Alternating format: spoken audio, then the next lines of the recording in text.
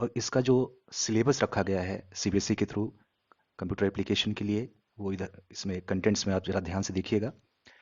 इसमें यूनिट 1 में नेटवर्किंग का पोर्शन रखा गया है, जिसके अंदर जो चैप्टर है वो है networking basics of internet and mobile technologies. And unit 2 में अगर हम आते हैं तो वहाँ पे HTML मिलता है। इसके अंदर इंट्रोडक्शन टू HTML है, एडवांस्ड HTML, HTML फॉर्म्स है, HTML DHTML एंड CSS को रखा गया है। यूनिट 3 की अगर बात करें तो इसके अंदर आता है हमारा साइबर एथिक्स। यूनिट 4 में हम आए तो यहाँ पे हमको स्क्रैच एंड पाइथन मिल जाता है। स्क्रैच और पाइथन में हमको कोई एक पढ़ना होता है, या चाहे आप स्क्रैच को यूज पढ़ेंगे या आप पाइथन को पढ़ेंगे, ये ऑप्शनल होता है, दोनों में से कोई एक आप चूज कर सकते हैं। इसके बाद हम यूनिट 5 में आते हैं तो यहाँ पे लैब एक्सरसाइजेस है, creating a web page HTML है, क्रिएटिंग स्टोरेज स्क्रैच है एंड प्रोग्रामिंग पाइथन है। क्रिएटिंग वेब पेज में HTML की प्रोग्रामिंग आपको करना होता है। आप डिफरेंट डिफरेंट प्रोग्राम बनाएंगे, लैब की एक्टिविटीज़ होती हैं, उसमें प्रोजेक्ट डिजाइनिंग होता है, ये सारा काम आपको HTML के अंदर करना है। क्रिएटिंग स्टोरेज इन स्क्रैच है तो स्क्रैच हमारा ऑप्शनल है। अगर स्क्रैच पाइथन में से आपको एक ही करना है, अगर स्क्रैच करते हैं तो आपको स्टोरेज डिजाइन करना होता है। अगर आप स्क्रैच को नहीं पढ़ते हैं, उसकी जगह पे पाइथन लेते हैं, तो इसके अंदर पाइथन के आपको प्रोग्राम्स बनाने होते हैं। तो हमारा कंप्यूटर एप्लीकेशन में जो हमारा फर्स्ट चैप्टर है, पहला चैप्टर है, वो है networking basics of internet and mobile technologies. हमने इस वीडियो इस लेक्चर में जो हमारा ये पहला चैप्टर है, इसको हमने 3 पार्ट्स में डिवाइड कर रखा है। और 3 पार्ट्स का ही हमारा पहला वीडियो, पहला पार्ट है जो इस वीडियो में हमने डिस्कस किया हुआ है।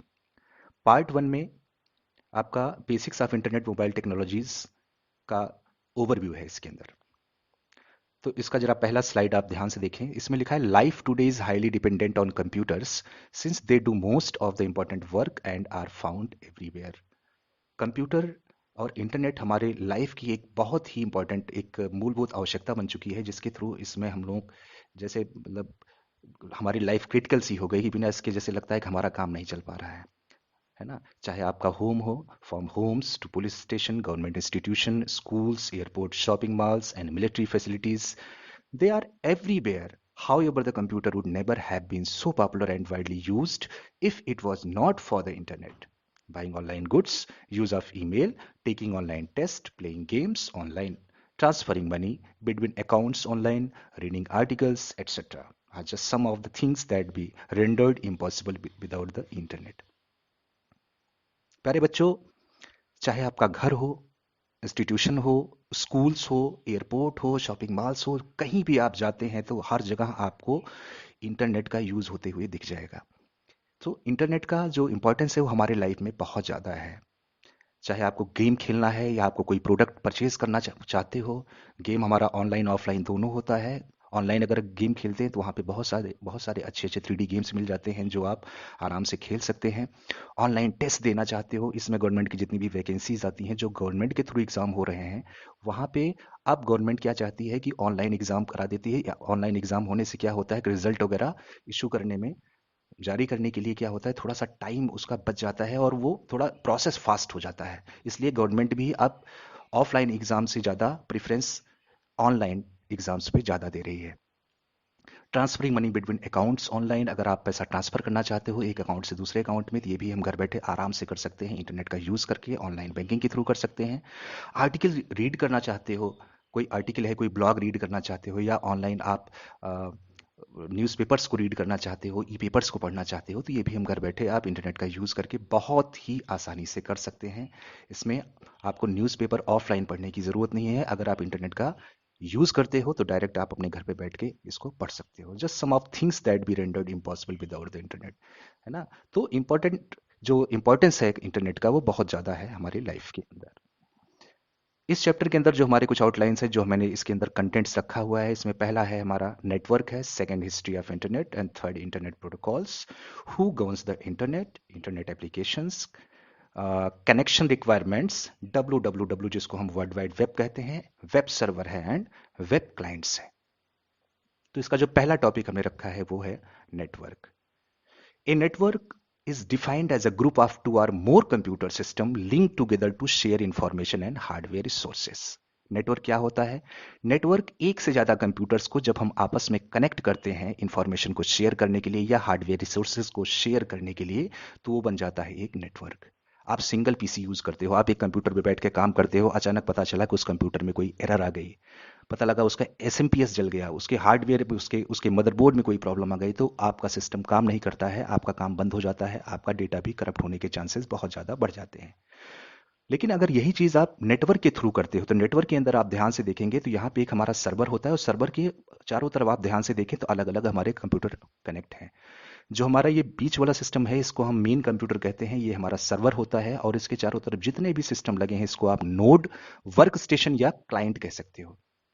सारा डेटा हमारा इस मेन कंप्यूटर के अंदर इसके हार्ड डिस्क में स्टोर होता है, और इसके अंदर सारे एप्लीकेशन, सारे सॉफ्टवेयर इसकी इसी के अंदर स्टोर किए गए हैं, और आप इस नोड के थ्रू आप हमारे इस सर्वर को एक्सेस करते हो, और यहीं से बैठे बैठे आप कोई भी डेटा, कोई भी सॉफ्टवेयर यहीं से बैठे बैठे आप यूज कर लेते हो। पता लगा ये वाला सिस्टम आपका खराब हो गया, ये नोड आपका गड़बड़ हो गया, इसके अंदर कोई एरर आ गई, तो कोई कोई इशू नहीं है, आप सेकंड वाले इस कंप्यूटर पे चले जाएं, यहां से बैठ के आप लॉग इन करके अपना डेटा, अपना सॉफ्टवेयर जो भी यूज करना चाहते हैं, यहां से बहुत ईजिली कर सकते हैं। तो नेटवर्क बहुत ही यूजफुल है आज के समय में। नेटवर्क के अंदर कुछ हमारे एडवांटेजेस होते हैं, जैसे सबसे बड़ा एडवांटेज मुझे लगता है फाइल शेयरिंग का होता है। You can easily share data between different users or access it remotely if you keep it on other connected devices. सबसे बड़ी चीज इसके अंदर जो हमें सबसे बड़ा इसका फायदा लगता है वो ये है कि इसमें डेटा शेयर हो सकता है। अभी मैंने बताया कि जैसे अगर कोई भी सिस्टम आपका यहाँ से कोई नोड गड़बड़ होता है, तो आप कहीं भी किसी भी नोड से बैठ के अपनी इंफॉर्मेशन को एक्सेस कर सकते हो। डेटा शेयरिंग बहुत बड़ा इसका एडवांटेज होता है। इसके बाद हमारा होता है resource sharing. Using network connected peripheral devices like printers, scanner and copies are sharing software between multiple users saves money. Suppose आपके पास एक सिंगल पीसी है, सिंगल कंप्यूटर है, या आपके पास एक आप इंस्टीट्यूट है, आपके पास सपोज मान के चलिए इंस्टीट्यूट है, और आपने 10 कंप्यूटर्स लगा रखे हैं जिसके अंदर कोई नेटवर्क नहीं है। आप अलग अलग रूम से सपोज उन कंप्यूटर्स को रखा हुआ है, तो अगर आपको प्रिंटिंग करनी है तो 10 कंप्यूटर्स के लिए 10 प्रिंटर्स को परचेज करना पड़ेगा, जिसमें आपकी कॉस्ट बहुत ज़्यादा बढ़ जाएगी।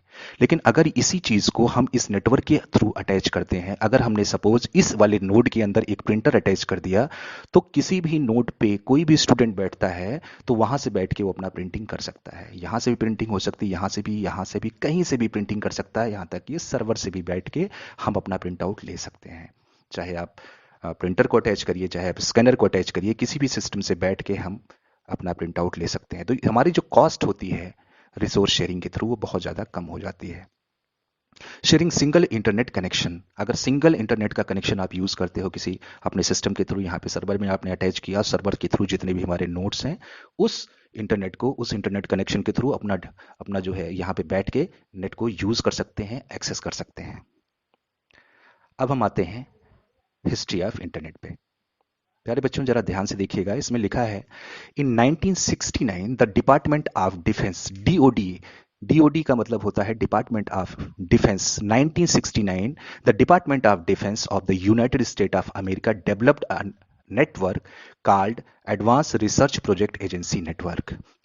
1969 में यूनाइटेड स्टेट ऑफ अमेरिका में जो डिपार्टमेंट ऑफ डिफेंस था, जो वहाँ की आर्मी थी, उन्होंने एक नेटवर्क डेवलप किया था जिसका नाम था आरपा net, advance research project agency network. It was started with 1 computer in California and 3 इन अटा। इन्होंने एक सिस्टम को रखा था कैलिफोर्निया में और 3 को इन्होंने अटा में रखा था, जिसमें उन्होंने कनेक्शन को स्टेब्लिश कराया था, और यहीं से ये पहला हमारा जो नेटवर्क है यहीं से स्टार्ट होता है। Later, the military allowed universities to join the network for sharing the hardware and software resources. बाद में उन्होंने मिलिट्री को भी अलाउ कर दिया, और कुछ यूनिवर्सिटीज़ थी उनको भी अलाउ किया कि आप हमारे इस नेटवर्क को शेयर कर सकते हैं, इसको यूज़ कर सकते हैं। धीरे धीरे यहीं से हमारा सॉफ्टवेयर रिसोर्सेज और इंफॉर्मेशन की जो शेयरिंग थी वो स्टार्ट होती है। The network grew bigger and gave birth of the present day internet. और यहीं से जो हमारा नेटवर्क है वो धीरे धीरे आगे बढ़ा, छोटे छोटे नेटवर्क्स आपस में उनको कनेक्ट किया गया, और कनेक्ट करते करते क्या हुआ कि जब हमारे नेटवर्क अलग अलग सिटीज़ के, अलग अलग जगहों के नेटवर्क आपस में जुड़ते गए, तो वहाँ से हमारा जो नेटवर्क था वो और धीरे धीरे बढ़ता गया, जिसके जिसके बाद इसका एक नाम रखा गया इंटरनेट। इंटरनेट का एक फुल फॉर्म भी होता है जिसको कहते हैं हम लोग इंटरनेशनल नेटवर्क, इसको कहा जाता है नेटवर्क ऑफ नेटवर्क। जब हमारे अलग अलग नेटवर्क, छोटे छोटे ढेर सारे नेटवर्क्स को आपस में कनेक्ट करा दिया जाता है ना, तो उसको हम क्या कह सकते हैं, इंटरनेट। वो हमारे सिटी का हो सकता है या बाहर का हो सकता है, यूएसए में किसी सिटी का नेटवर्क हो सकता है ना, चाहे कहीं का भी किसी भी सिटी का नेटवर्क, हर जितने भी हमारे नेटवर्क इस तरीके से छोटे छोटे नेटवर्क या डेवलप किए गए हैं, उन सारे नेटवर्क्स जो अब अगर हम आपस में कनेक्ट कराते हैं, उनको लिंकअप करा दिया जाता है, तो वो बन जाता है एक हमारा इंटरनेट बन जाता है। So the internet is an interconnection of large number of computers from different computer networks। ये छोटे छोटे जितने भी नेटवर्क्स हैं वो आपस में इंटरकनेक्टेड होते हैं, जिसको हम लोग कहते हैं इंटरनेट, है ना। It is global network of computer networks. ये ग्लोबल नेटवर्क होता है। कंप्यूटर नेटवर्क्स मींस ये अलग अलग नेटवर्क्स का एक पूरा पूरा हब होता है, जिसको हम कह सकते हैं इंटरनेट। इंटरनेट प्रोटोकॉल्स, प्यारे बच्चों, प्रोटोकॉल्स का जो रोल है इंटरनेट में बहुत ज्यादा है। Every computer in a network exchange information according to certain rules called protocol, है ना। कंप्यूटर में जब भी कोई इंफॉर्मेशन इंटरनेट के थ्रू जब भी कोई इंफॉर्मेशन एक्सेस होती है या पास करते हैं या हम रिसीव करते हैं, तो उसके लिए हमारा कुछ एक सर्टेन रूल्स होता है, जिसको प्रोटोकॉल कहा जाता है ना। उसी रूल के तहत हमारी इंफॉर्मेशन पास होती है या उसको हम रिसीव करते हैं। जैसे हमारा ट्रैफिक पुलिस वाला होता है, वो रास्ते में खड़ी होकर डायरेक्शन देता है कि कौन सी व्हीकल है, किस किस रूट से उसको पास होना है, नहीं तो क्या होता है, जाम लगने के चांसेस हो जाते हैं। तो वैसे ही हमारा प्रोटोकॉल क्या करता है, एक सेट ऑफ रूल्स होता है जिसके थ्रू हमारा डेटा पास होता है या रिसीव होता है। So protocols are a set of rules that computers are transmitting data. The two protocols that are commonly used for working on the internet are called internet protocol and transmission control protocol। जब भी information हम access करते हैं internet के through, तो हम दो protocol का यूज करते हैं। पहला होता है आईपी और दूसरा होता है TCP. Let us see how to they function. When data is to be passed from the computer system to another, it is first broken up in the pieces called packets using TCP। जब भी हमारा data एक system से दूसरे system पे पास किया जाता है, तो हमारा डेटा, जो हमारी इंफॉर्मेशन, यहाँ से हमने कोई इंफॉर्मेशन सेंड किया या अपने क्लाइंट से वेब क्लाइंट के थ्रू कोई डेटा हम कोई रिक्वेस्ट सेंड करते हैं, तो जो हमारा डेटा होता है वो ट्रांसमिशन कंट्रोल प्रोटोकॉल क्या करता है, उसको स्मॉल पैकेट्स में ब्रेक करता है। फिर ये छोटे छोटे पैकेट्स में ये क्या होता है, ये डिवाइड हो जाता है, और डिवाइड होने के बाद ही ये डेटा हमारा आगे बढ़ता है। आपने देखा होगा, एक यूएसबी आपने सिस्टम में लगा के कोई कोई बड़ी सी फाइल आप कॉपी करते हो, तो कॉपी करने में ऐसा नहीं होता कि आपने यूएसबी लगाया और तुरंत आपका डेटा कॉपी होता है। डेटा क्या होता है, स्मॉल पैकेट्स में पहले डिवाइड होता है, उसके बाद धीरे धीरे आराम से वो डेटा एक एक करके एक एक पैकेट्स में डिवाइड होता है, फिर एक एक पैकेट धीरे धीरे आगे की तरफ पास होता है। वैसे ही इंटरनेट के अंदर भी है। अगर हम अपने पीसी के थ्रू कोई रिक्वेस्ट सेंड करते हैं, अपने ब्राउजर के थ्रू, अपने क्लाइंट्स के थ्रू, तो क्या होता है, हमारी जो इन्फॉर्मेशन होती है उसको ट्रांसमिशन कंट्रोल प्रोटोकॉल क्या करता है, स्मॉल पैकेट्स में पहले डिवाइड करता है, जिसके थ्रू वो एक एक पैकेट आगे की तरफ हमारा मूव करता है। अब टीसीपी ने क्या किया, हमारी इंफॉर्मेशन को स्मॉल पैकेट्स में डिवाइड कर दिया। स्मॉल पैकेट्स में डिवाइड करने के बाद क्या होता है, आईपी का काम शुरू होता है। आईपी क्या, आईपी का फुल फॉर्म पता है आपको, इंटरनेट प्रोटोकॉल होता है। आईपी का काम यह है कि ये दोनों सिस्टम, पहला सिस्टम और ये दूसरा सिस्टम, दोनों का जो आईपी एड्रेस है, इसका एड्रेस जो होता है वो आके इस एक एक पैकेट में स्टोर करा देता है। मतलब सेंडर का भी आईपी एड्रेस और रिसीवर का भी एड्रेस, इन तीनों जितनी भी पैकेट्स आपको दे रहे हैं इसमें आके ऐड करता है। अभी सपोज कोई इंफॉर्मेशन है, कोई आपको लेटर देना है, किसी के पास ले जाके पहुंचाना है, अगर उसके पीछे उसका एड्रेस नहीं लिखा हो, तो मुझे लगता है कि उस लेटर को आप सही लोकेशन पे नहीं पहुंचा सकते। तो आईपी, वैसे ही हमारे सिस्टम के अंदर आईपी एड्रेस का बहुत बड़ा रोल होता है। अगर आईपी एड्रेस इन पैकेट्स के अंदर स्टोर नहीं किया जाएगा, तो हमारा जो पैकेट है वो कैसे समझ पाएगा कि हमें जाना कहाँ है। तो जो आईपी एड्रेस है, वो आईपी एड्रेस क्या करता है, इसका आईपी क्या करता है, इसका आईपी एड्रेस और इस सिस्टम का आईपी एड्रेस दोनों को लाके इसके अंदर, इन पैकेट्स के अंदर लाके स्टोर करा देता है। इसके बाद ये हमारा जो पैकेट्स है वो आगे की तरफ मूव करेगा। फिर यहाँ पे इसको एक वेब सर्वर भी, एक वेब एंटीना मिलता है। वेब एंटीना के पास यहाँ पे एक राउटर्स होते हैं, और राउटर में हमारे अलग अलग चैनल्स भी होते हैं। ये हमारे राउटर के अलग अलग चैनल्स हैं, जिसके थ्रू ये जो डेटा है ये पास किया जा सकता है। और राउटर क्या करता है, राउटर का काम ये होता है कि वो अपने चैनल्स को, एयर में अपने चैनल्स को चेक करता है कि कौन सा चैनल फ्री है और कौन सा चैनल हमारा बिजी है। हो सकता है कि जब हम रिसीव कर रहे हो डेटा, उसी समय कोई और भी सर्फिंग चल रही हो, कोई और डेटा कहीं सेंड कर रहा हो, रिसीव कर रहा हो या डाउनलोड कर रहा हो, तो हो सकता है ये तीनों हमारे जितने भी चैनल्स यहाँ पे आपको दिख रहे हैं वो सबके सब बिजी हों, डेटा पास नहीं हो पा रहा है। तो ये क्या करता है राउटर, राउटर का काम ये है कि इन सारे चैनल्स को वो चेक करता है कि कौन सा फ्री है, कौन सा फ्री नहीं है। तो राउटर क्या करेगा, अगर हमारे ये चैनल्स फ्री मिलते हैं, तो तुरंत इन पैकेट्स को अलग अलग चैनल के थ्रू, जो भी इसको फ्री मिलता है, इन चैनल्स के थ्रू इस डेटा को, इस पैकेट्स को आगे की तरफ ये मूव करा देता है। अच्छा, मूव होने के बाद कभी कभी ऐसा होता है कि नेटवर्क वीक हो गया या कुछ ऐसी प्रॉब्लम आती है, तो कभी कभी कोई पैकेट गार्बेज बन गया या नहीं पहुंच पाया, है ना। बाकी पैकेट्स तुम्हारे चले गए लेकिन कुछ पैकेट्स हमारे यहाँ पे रिसीव नहीं हो पाए, तो टीसीपी रिक्वेस्ट टू रीसेंड, फिर से टीसीपी क्या करता है, इसको रीसेंड करता है, मतलब पैकेट्स जो है ये रीसेंड होगा, फिर से यहाँ पे आएगा और ये फिर से पैकेट्स दोबारा यहाँ पे रीसेंड किए जाते हैं। अच्छा, आईबी का एक काम और होता है कि जितने भी पैकेट्स बने हुए हैं उसमें नंबरिंग करता है। जैसे हमारे 3 पैकेट्स यहाँ पे दिख रहे हैं, तो यहाँ पे क्या करेगा, यहाँ पे नंबर 1, नंबर 2, नंबर 3, यहाँ पे एक नंबरिंग करता है, जिसके थ्रू जब टीसीपी क्या करेगा, जब यहाँ पे सारे पैकेट्स हमारे पहुंचेंगे तो टीसीपी क्या करता है, इन पैकेट्स को फिर से रीअसेंबल करता है। और रीअसेंबल कैसे करेगा, इन्हीं पैकेट के अंदर जो नंबर्स पड़े होते हैं, नंबर 1, नंबर 2, नंबर 3, सीक्वेंस में, एकदम सीक्वेंस में उस नंबर के थ्रू उन पैकेट्स को आपस में रीअसेंबल करता है, जिससे इंफॉर्मेशन हमारा सेकंड कंप्यूटर पे सही से पहुंच पाए। अगर इस पे नंबर ना हो तो हमारी इंफॉर्मेशन गार्बेज हो सकती है, क्योंकि पता लगा पहला पैकेट हमारा तीसरे के साथ ऐड हो गया। इससे क्या होती है कि क्या हो सकता है कि हमारी इंफॉर्मेशन गार्बेज हो सकती है। तो प्यारे बच्चों, यहां से हमारा जो पैकेट है इन रूट से होते हुए आगे बढ़ेगा। उसके बाद टीसीपी क्या करेगा, टीसीपी हमारे पैकेट्स को रीअसेंबल करेगा और रीअसेंबल करने के बाद ये हमारा सिस्टम सेकंड सिस्टम तक पहुंच पाता है।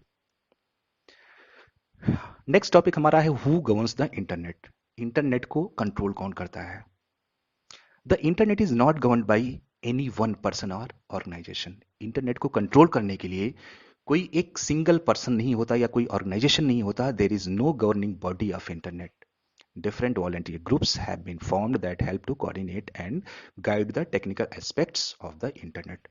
कुछ ऐसे हमारे वॉलंटियर ग्रुप्स होते हैं जिनका काम होता है कि इंटरनेट को ठीक से कोऑर्डिनेट करना, उसको कंट्रोल करना, उसके जो एरर्स हैं, अगर इनकेस कोई एरर आता है, कहीं पे कोई ऐसी प्रॉब्लम आती है तो उसको ठीक किया जाए। So these groups are follows. इसके अंदर क्या होते हैं, हमारे जो इसकी ग्रुप बना हुआ है इसके अंदर हमारे कुछ डिफरेंट डिफरेंट ग्रुप्स होते हैं जिनका काम होता है कि इंटरनेट को पूरी तरीके से कंट्रोल करना और एरर फ्री होकर वो पूरी तरह अच्छे से काम कर पाए। जैसे इसके अंदर आप ध्यान से देखें तो यहाँ पे लिखा है इंटरनेट एक्टिविटीज बोर्ड। ये हमारा पहला ग्रुप और मेन ग्रुप होता है इंटरनेट का, जिसको कहते हैं आईईबी, इंटरनेट एक्टिविटीज बोर्ड। इसके 2 पार्ट हैं, इसमें पहला ग्रुप है हमारा आईईटीएफ और दूसरा ग्रुप है हमारा आईआरटीएफ। आईईटीएफ को कहते हैं internet engineering task force. IETF का काम ये होता है कि इनकेस सपोज आपने कोई मैसेज किया या कोई मैसेज आप रिसीव कर रहे हो, कोई डेटा रिसीव कर रहे हो और अचानक आपको पता चला कि हमारा नेटवर्क वीक हो गया या नेटवर्क चला गया, कुछ इस तरीके से प्रॉब्लम आई, तो डेटा आप तक रिसीव नहीं हुआ, वो पैकेट्स जो आप तक रिसीव होने थे या आपने जो कहीं सेंड किया हुआ है वो पैकेट्स रीअसेंबल नहीं हो पाया, वो ठीक से अपने लोकेशन पे पहुंच नहीं पाया, तो एरर का जो इशू होता है वो उसको रिजॉल्व करने का काम करता है IETF. And internet research task force क्या करता है, इसका काम ये होता है कि नए नए रिसर्च को करना। जैसे आज जिस सिस्टम पे आप जो नेटवर्क आप यूज कर रहे हो, आगे फ्यूचर में कौन सा नेटवर्क यूज करना चाहता है, 1G है, 2G है, 3G है, 4G, बहुत सारे ऐसे नेटवर्क है हमारे पास जिसको हम लोग यूज करते हैं कि फ्यूचर के लिए सोचना कि इसके आगे हम और क्या नया कुछ कर सकते हैं इंटरनेट के लिए जो हमारा आगे चल के और बेटर हो सके। इसके बाद हमारा एक नेक्स्ट ग्रुप आता है internet corporation for assign names and numbers. इसको कहते हैं हम लोग ICANN। ये क्या करता है, ये आईपी एड्रेसेस को और डोमेन नेम्स को असाइन करता है, जिससे हमारी वेबसाइटें सही जगह पे अच्छे से ओपन हो सकें और एक्सेस हो पाए। इसके बाद हमारा जो नेक्स्ट टॉपिक आता है बच्चों वो है इंटरनेट एप्लीकेशंस। यहाँ पे आप ध्यान से देखें तो यहाँ लिखा है some of the major application areas of internet are given below. यहाँ पे आप ध्यान से देखें तो यहाँ लिखा है बुकिंग टिकट्स। आपको पता है कि टिकट्स की बुकिंग हम बहुत आराम से घर बैठे अपने सिस्टम पे कर सकते हैं इंटरनेट की हेल्प से, जो बहुत ही आसान हो गया पहले की अपेक्षा। आप बस कुछ नहीं करना है, रेलवे की वेबसाइट को ओपन करना है या बहुत सारे ऐसे ऐप्स हैं जिनका यूज करके हम टिकट्स को बुक कर सकते हैं। इसके बाद नेक्स्ट टॉपिक हमारा आता है इसमें सोशल नेटवर्किंग। सोशल नेटवर्किंग का यूज़ हम लोग करते हैं नेटवर्किंग के लिए। बहुत सारी ऐसे सोशल वेबसाइटें हैं जिनका यूज़ कर सकते हैं, आप ऑनलाइन चैटिंग कर सकते हैं, पीपल से कांटेक्ट में आ सकते हैं, तो ये भी काम हम इंटरनेट की हेल्प से कर सकते हैं। फिर आप आता है सेंडिंग एंड रिसीविंग ईमेल्स। पहले हम लोग लेटर्स का यूज़ करते थे जिसमें बहुत ज़्यादा टाइम लगता था, इसमें हम लोग ईमेल्स को ज़्यादा प्रीफर करते हैं, तो इसमें सेंडिंग एंड रिसीविंग ईमेल्स है। ईमेल को सेंड करना, ईमेल को रिसीव करना, ये बहुत ही आसान हो गया है इंटरनेट के through. Advertising and video conferencing.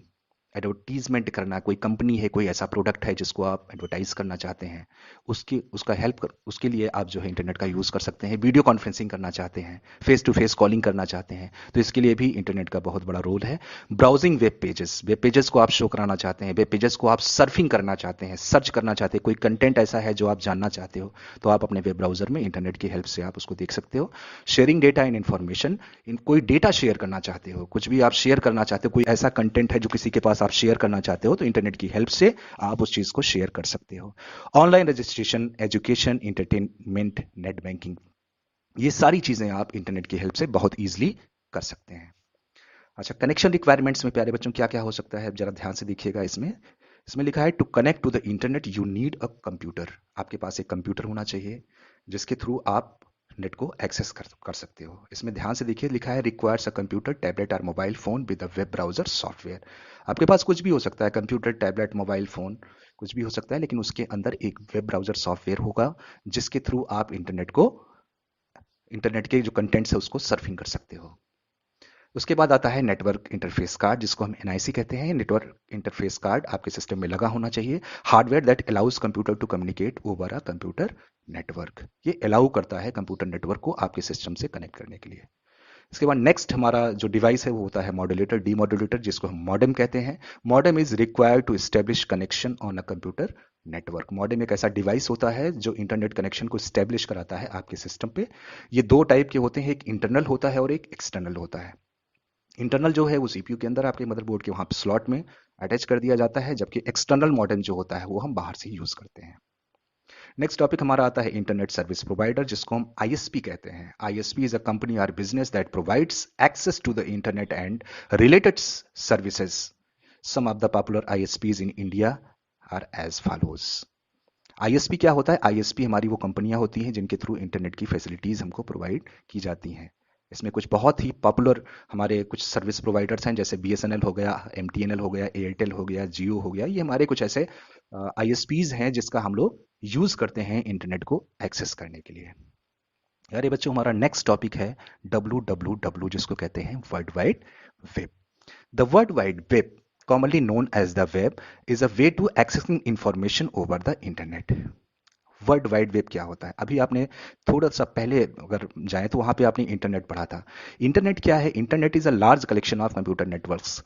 Internet जो होता है वो अलग अलग नेटवर्क्स का एक कलेक्शन होता है जिसके थ्रू आप डेटा एक्सेस करते हो या शेयर करते हो। लेकिन वो डेटा आता कहाँ है? डेटा आता है WWW से। वर्ल्ड वाइड वेब एक ऐसा हब होता है, एक ऐसा पूल होता है जहां पे डिफरेंट वेब सर्वर्स आपस में कनेक्टेड होते हैं, जहां पे आपकी वेबसाइटें, आपकी वेब पेजेस वहां पे स्टोर करके रखे जाते हैं। और इंटरनेट के थ्रू जब आप कोई रिक्वेस्ट सेंड करते हो वेब सर्वर के पास, तो वहीं से आपको इंफॉर्मेशन एक्सेस होती है। ये काम होता है वर्ल्ड वाइड वेब का। It contains millions of documents called web pages. Each pages contains text, graphics, videos, audios and like to other web pages via hyperlinks। वहां पे जितनी भी चीजें होती हैं वो सब के सब हाइपरलिंक से जुड़े होते हैं। These web resources may be interlinked and can be located using the uniform resource locator। उन फाइल्स को, उन पेजेस को, उन वेबसाइट्स को एक्सेस करने के लिए आपको एक यूआरएल की जरूरत होती है, जिसको हम यहाँ पे आप ध्यान से देखें तो यहाँ पे लिखा है https://www.google.com। ये हमारा एक यूआरएल होता है जिसके थ्रू आप उस कंटेंट को या वेब पेज को, उस वेबसाइट को एक्सेस कर पाते हो। इसके बाद बच्चों जो हमारा नेक्स्ट टॉपिक आता है वो है हमारा वेब सर्वर और वेब क्लाइंट। वेब सर्वर क्या होता है? A web server is a type of server which is responsible for providing web content. It hosts the websites and allow the clients to internet users to access these sites. The primary function of web server is store, process and deliver web pages to web client. प्यारे बच्चों, web server क्या होता है? Web server ही वो location होता है जहां से हमारा वेब पेज, हमारी वेबसाइटें, हमारे कंटेंट्स हम तक पहुंचते हैं, है ना। वेब सर्वर के अंदर ही हमारी जितनी भी वेबसाइटें होती हैं वो होस्ट करके रखी जाती हैं और वहीं से हमको सारा का सारा इंफॉर्मेशन वहीं से हमको एक्सेस होता है। और हमको ये अलाउ करता है कि जो भी हम अपने वेब क्लाइंट के थ्रू रिक्वेस्ट सेंड करते हैं वेब सर्वर के पास, वो उसके अकॉर्डिंग हमको रिजल्ट प्रोवाइड कर सके। The primary function of a web server is store, process and deliver web pages to web clients. अगर हम अपने वेब क्लाइंट से कोई भी इंफॉर्मेशन, कोई भी रिक्वेस्ट सेंड करते हैं अपने सर्वर के पास, तो उस रिक्वेस्ट के अकॉर्डिंग वो हमारी इंफॉर्मेशन को हम तक पहुंचाने का काम करता है हमारा वेब सर्वर। बच्चों नेक्स्ट टॉपिक हमारा है web client. Web clients are web browsers, जो भी वेब ब्राउजर आप यूज कर सकते हो करते हो, like as a Google Chrome, Internet Explorer, Mozilla Firefox, ये जितने भी ब्राउजर्स हम लोग यूज करते हैं वो एक वेब क्लाइंट का काम करते हैं। Web clients are web browsers that seek information from the web servers on www. A web browser sends a request for a web page and the web server in return searches for the requested page. अपने web client के through आप अपने request को send करते हो web server के पास, और web server क्या करता है, हमारे रिक्वेस्ट के अकॉर्डिंग जो भी इंफॉर्मेशन उसको मिलती है वो हमारे वेब क्लाइंट पे, हमारे ब्राउजर पे वो फिर से उसको रिसेंड करता है। तो प्यारे बच्चों, ये हमारा पहला पार्ट था, इस वीडियो का पहला पार्ट था। इसका जो सेकंड पार्ट होगा वो इसके बाद फिर से अपलोड किया जाएगा, तो इसको आप थोड़ा ध्यान से इसको फिर से पढ़ लीजिएगा और अच्छे से इसको आप बढ़िया से पढ़ के इसको